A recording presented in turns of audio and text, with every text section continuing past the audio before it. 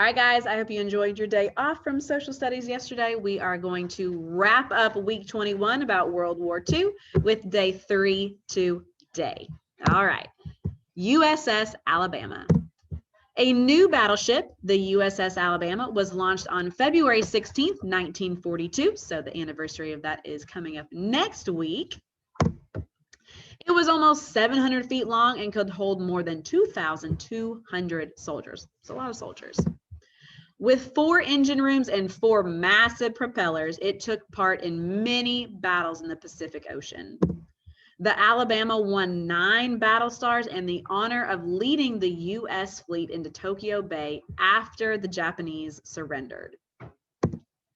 It is anchored at Battleship Park in Mobile Bay, and many visitors climb on board each year to see what this famous battleship looks like. And so if you have ever been down to Orange Beach or driven through Mobile at all to get to Gulf Shores or even over to Florida, you have probably seen that battleship parked in the bay.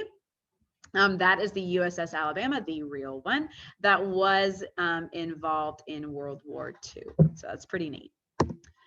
Alabama's military bases. So with the war going overseas, the government looked for places to build training bases for its troops. Because remember, you got to prepare those troops before they go over into battle. So they needed somewhere to do that. Alabama was chosen as the location for several of these bases because it had mild winters and the troops could train all year round. We know that we do have some cold days in the winter. It's been very cold lately, I feel like. But for the most part, our winters do not get nearly as cold as most other places in the country. So they were able to train all year round. Also, there were lots of flat land available where airfields and military bases could be built. By 1941, fighter pilots were being trained at Maxwell Field and Gunter Field in Montgomery, Camp Rucker near Ozark, and Craig Field in Selma. Redstone Arsenal in Huntsville was the home of an Army-guided missile school and was also where the Army built weapons. Fun fact, my brother-in-law, my husband's brother, he works at Redstone Arsenal, so it's pretty neat. A major supply depot was located on Brooklyn Field, a large Air Force base in Mobile.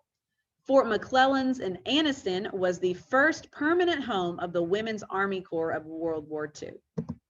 And these military bases provided weapons and supplies to the troops and trained servicemen and servicewomen.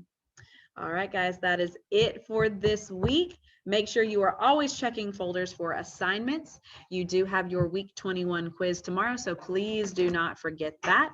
I will see you back on Monday with week 22. Have a wonderful rest of your day and a wonderful weekend.